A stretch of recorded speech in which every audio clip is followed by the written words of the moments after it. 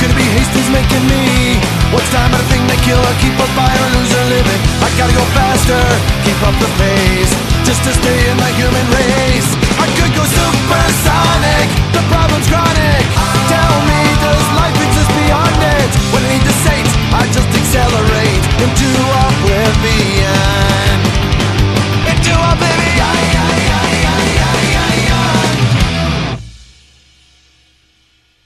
Alright, let's get started.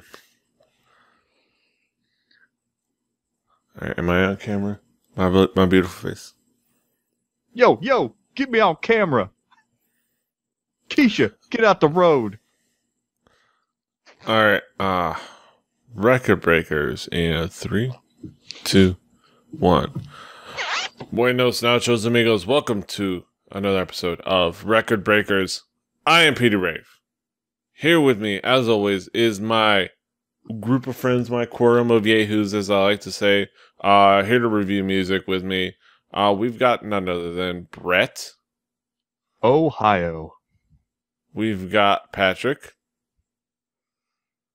Indianapolis. And we've got Drew. Italy. Nice. I don't think you got what I was doing. Oh, I completely got it. Combo breaker. We've got another fine album to talk about. And the provider of that album is none other than Drew himself. Drew, what do you got for us this week? Well, it's this band. A lot of people that listen to alt rock may have heard them. It's Jimmy Eat World, a band from, as I said, Arizona. A band I find pretty fantastic. They were pretty big in the alternative rock in the late 90s, early 2000s. They found they found a bunch of hits off of their album Bleed American, so they kind of got into the public consciousness. But a lot of the fans that have stuck around consider this Clarity to be probably one of their better records because of its overall scope and sort of where people found it at the time and stuff like that. They formed with a more punk rock sound with their now lead guitar player singing vocals, which didn't work out as well as they would have liked, so they put Jim on vocals, let Tom focus more on guitars, and went from there. And this is the first album to sort of put that mix onto recording. It is an interesting album. I have to ask, Brett, what expectations did you have coming into this album? I have a cat.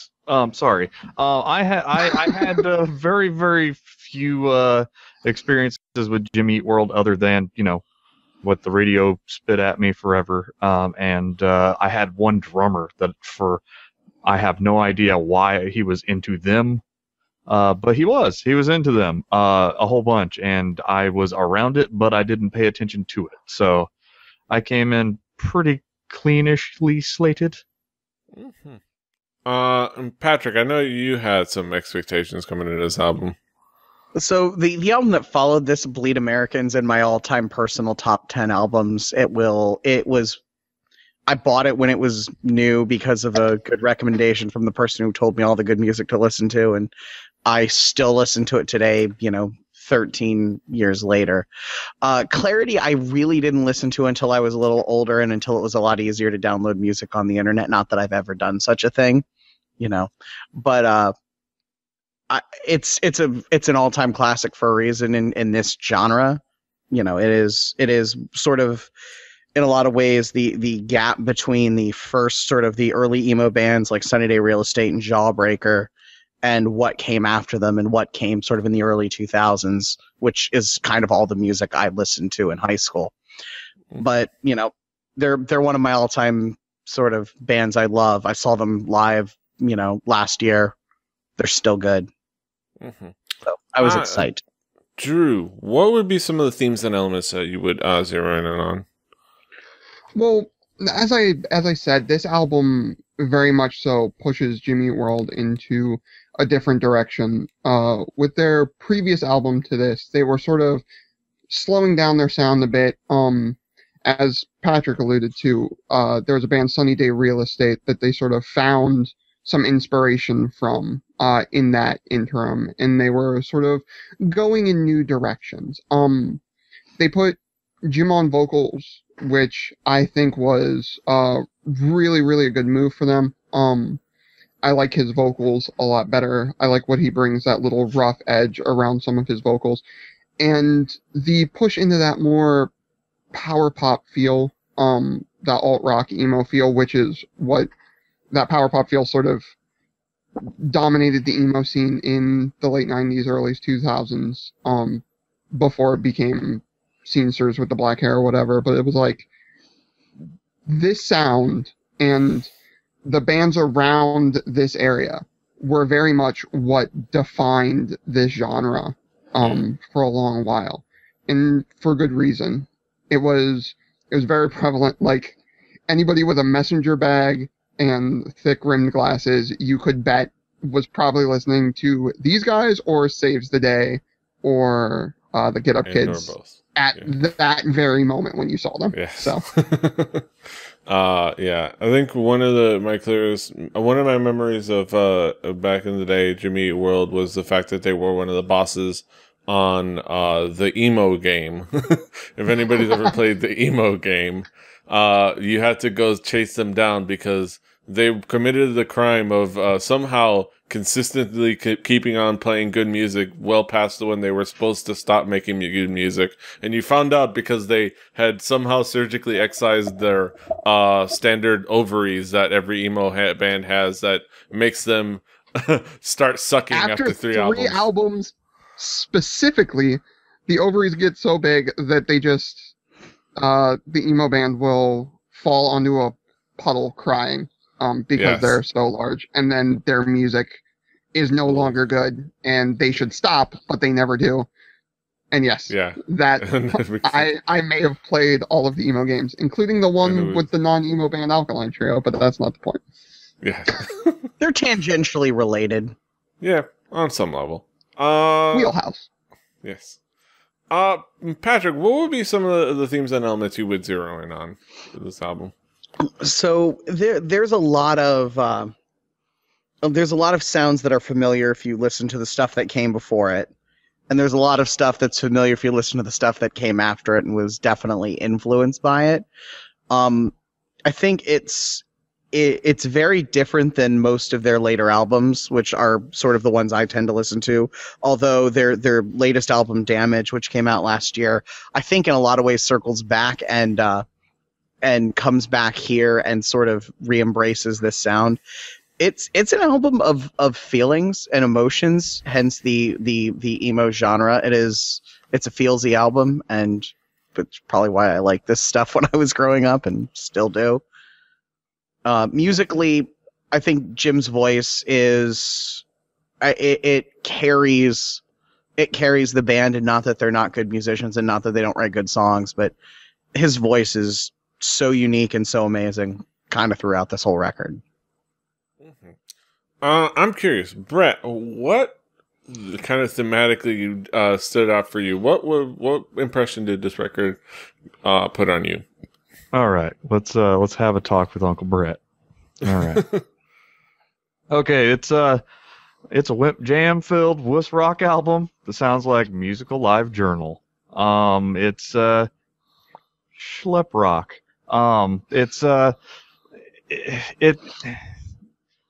It had tons of jangle.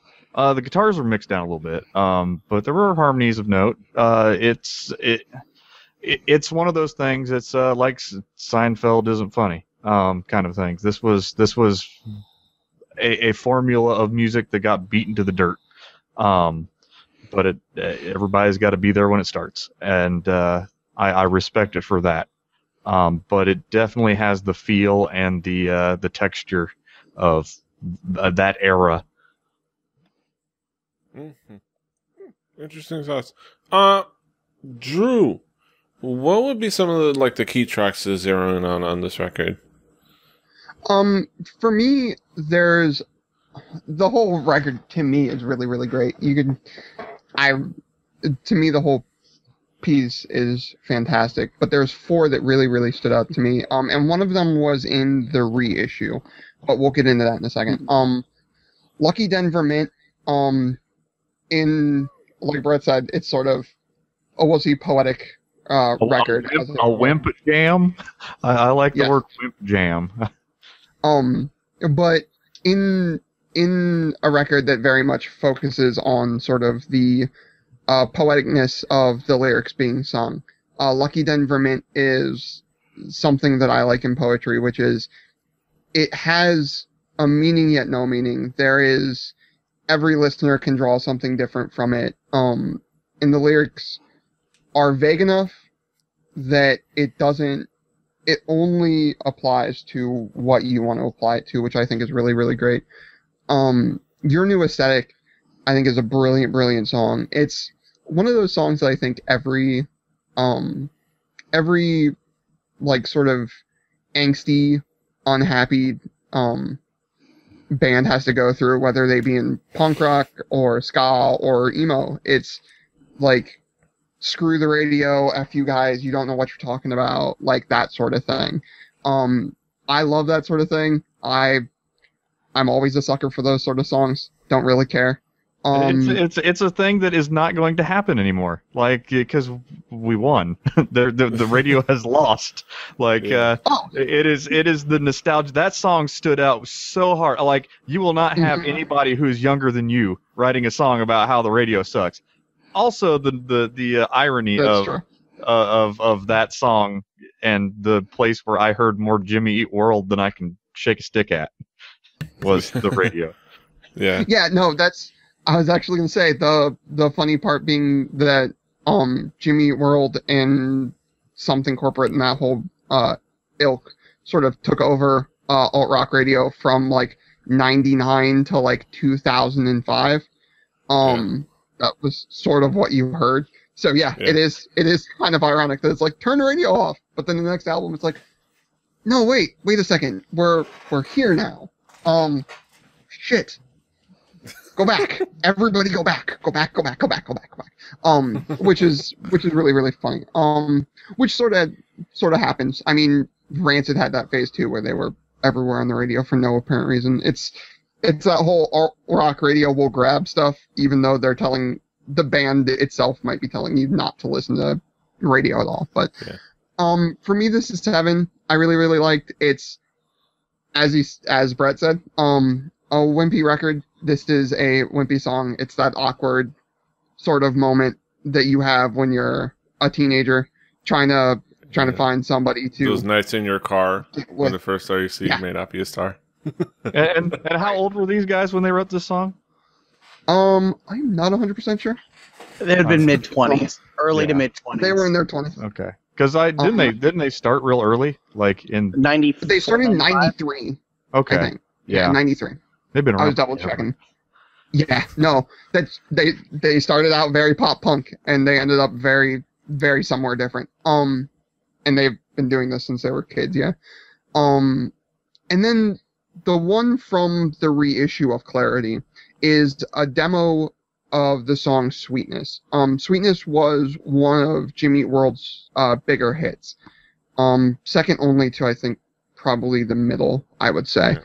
And hearing the demo and like what they got down and hearing those early sort of demos from any band, I think, is really, really cool because you can hear the skeleton, you can hear sort of how their thought process works when they have no time, they just have to get the idea out, and then where it goes when they have time to put everything together. And I think that's really, really fun. If you have the reissue, like that, I think it's a really fun ride to take with them. Similar to, I think, the little extra bit credit homework that I tried to give you guys in one of our beta episodes, our very first pilot episode when we talked about London Calling by The Clash. I gave you guys the vanilla tapes and from the 20th anniversary issue, where you hear some like the early versions of like songs like Guns of Brixton when it was called Paul's Tune, and you see them constructing the song. That seeing the early version of a song can really kind of put some interesting things in perspective. But yeah, Brett, what would be some of the songs and tracks that stood out for you? Like I was talking, your new aesthetic is memorable in that it is a piece in time that I don't know that we'll go back to. I don't know if people are gonna be writing songs about how they hate YouTube. It's like can't write songs about hating MTV, can't write songs about like. Well, they might if they radio. go through with the whole fucking the artist thing. Nobody's gonna be working for MCA or anything like today. And the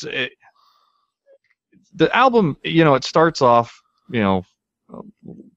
I knew what I was getting into at the hit.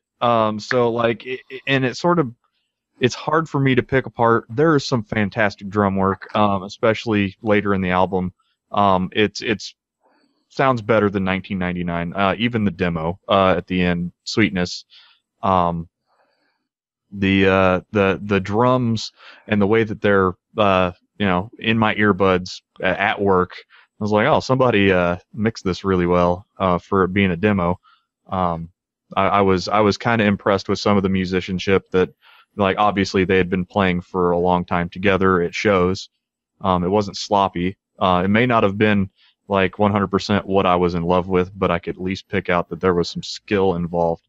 And they also were one of the people that were, like, on the forefront of the jangle while behind the lyrics. It's not you would have... And normally in the 90s it would be a power chord led rhythm. It's more like little arpeggios played behind the singer, kind of jangly. It's a thing that started about that time. It's kind of neat to see where it came from. Mm-hmm. But yeah, it's some interesting tracks. Patrick, what would be some of the tracks that stood out for you? I think just sort of in an aside, just as a person who listened to a lot of Jimmy Eat World, and especially the albums after this, it's so weird for me to have a Jimmy Eat World not start out with like a rock song, because all the other ones do. And this one starts out like Table for Glasses is just, it's really soft, really light, and really tells you exactly where you're going. I will agree with Drew, your new aesthetic, even removing the whole lyrical irony of it, that, 2 years later they were enormous pretty quickly. That song, it's harder than Sunny Day, but still firmly like in the classic emo sort of vibe before everything got terrible and sceney. It was semi-depressed and slightly angry about things, which is how emo was. Yeah, I mean, if you've ever heard, like, as a homework assignment, go listen to the song 7 by Sunny Day Real Estate. That'll tell you exactly what emo was. That to me is the song that created the genre, if there ever was one. Later in the record, there's just more like interesting things. There's one song where Tom, the old lead singer and still guitar player, sings, and I had this weird sort of my brain connects things in a strange way epiphany. So Tom and Jim's voice is very much in the same range and very similar, but I think Jim has the prettier of the two. But throughout the album, they work together, and I thought of it, and it's not saying they sing like this, but in the same. If anyone here listens to Alice in Chains, Jerry Cantrell and Lane Staley did a lot of that, where they have very similar voices, and they use that to make really crazy harmonies, and it worked really well. And I like it, just sort of that song kind of hit the sort of, oh, that's why they sound like that, is that sort of similar voices working together, singing harmonies with each other. And just watch the fireworks. I really like that for Jim's voice alone. That just, he kills on that one. I kind of got a Temple of the Dog feel going on in there. Like, I was like, those guys both have similar growl to them. Yeah. And when they harmonize, it's not Simon and Garfunkel. It's not that, but it's there, and it works, and it was tight. It's not Crosby, Stills, Nash and Young, Yeah. No. Some fascinating tracks. Yeah. Let's go back around the horn with some conclusive thoughts. Brett, give us your conclusion about the album overall. I mean, it's an album that was probably birthed in a composition notebook. It's that kind of album. Even though I tend to lean towards things that are more, jump splits, and let me document the good time feels. And this is not that. If you're into that, go listen to it. It's not gonna hurt you. It's not the worst thing I've had to listen to for this show by a long shot. It's because I didn't pick it. And I listened to it a lot. It did not grow on me. It did not have the fungal properties, but it may on you. Mm-hmm. Patrick, what would be your conclusions about the album overall? My only complaint is now I can't do Bleed American on the show because I was going to do that eventually. Because, like I said, that album, I think probably in the same way Drew found this album, when it was new, and I found Bleed American when it was new, and it has been the one that stuck with me. But Clarity is a really, really interesting bridge between the early 90s and the early 2000s. It's very much sonically like that sort of alt-rock emo sound. What came after it all sounds like it, but it still sounds like what came before it. It's a really good album. They managed to do a 16-minute song on an emo record. I didn't know that was possible. It's a little just sort of, oh, we're gonna just do this, Yeah. And it's very much an album by a band who got to make the album they wanted. Yeah. It's that. Records like this are why I was always so annoyed at every time somebody used emo as a punchline. Because there were records like this, and there were, other of the same like, and some that came after. That made me kind of like, it's like, you mean something other than what I understand emo to be. And it's kind of annoying me. And some of that was unfounded, but this is one of those records that tell me, okay, emo isn't just your, just your punchline about guy liners and depressed scenesters. And that's the weird thing, is that if you look back even the 80s through till now, there's always they talked about, I forget what book I read, but they were actually talking about this from the scene aspect, where it's like everybody always thinks of emo as the genre as when they got into it. Because the emo kids that got into it in the mid 80s think of it as like that style, and then the like early 90s think of it like that's the real emo, and then the kids who got into it like this is the true emo, and it's that weird like jumping effect of they want to lay claim to something that is growing and changing, and it's weird. So maybe it's the new romantics. Yes.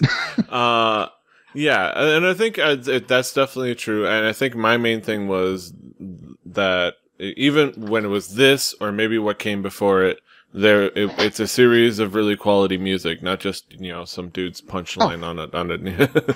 But yeah, right. Other than that, Drew, what would be your conclusions about the album overall? I personally really like this album.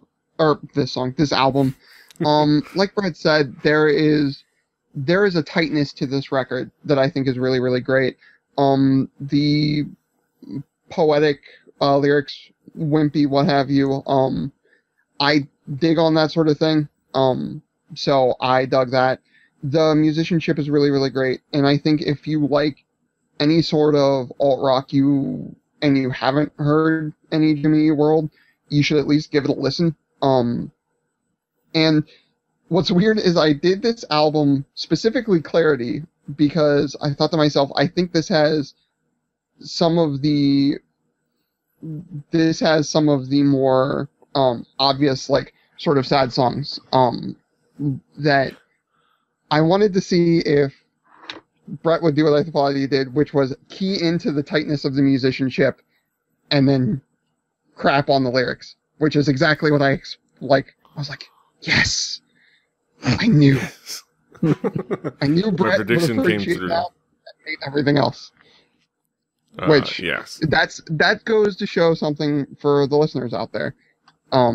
You can find something to like in almost anything. Almost anything. Almost anything will- that I don't bring to the show. There's just two things that I can like say I was worse for wear after I listened to them, but most of the time things come out better in the end. Listen to something, it won't hurt you too much. On the whole, preparation H is. That's right. All right, so Love those we come podcasts. to our main event of the evening. On that note, we have our haiku reviews on this fine record, and I'm gonna start with Brett. Brett, what is your haiku review? Starts off like a herd of turtles on volume, tries to finish strong. Nice. I cannot read my teleprompter. I need to yell at my producer. Yes. Patrick, what is your haiku review? A band finds their sound. A rite of emo passage. Still a great album. Mm-hmm. Of course, I have mine. Emo masterpiece that snuck by many's radar, but still influenced. And Drew, what is your haiku? One before the break, an influence to many, signs of things to come. Mm-hmm. And of course, like I've always said, if you want to play Record Breakers the home game, you can do so by checking out the playlists. Beats Music, Spotify. Let us know anywhere else you want to curate a playlist, and we'll do just that. Not on those playlists, but you can find it by Googling, is going to be our next record, because you're not going to find it on anywhere where things are actually going to be sold, but it's still an interesting record. It's going to be a record that will celebrate its 10-year anniversary this year, oddly enough, and it's an interesting thought experiment, an interesting record, and a very infamous record, and that record is the Grey Album. You take the Black Album, you take the quote-unquote White Album, you get the Grey Album, by Danger Mouse. So go procure that, it's easy to get, but that will be next week. Of course, you can find us all over the internet. Patrick is at the Swagger. Brett is at Hibbybibbard, HIBBITYBIBBARD. Drew's at X3X.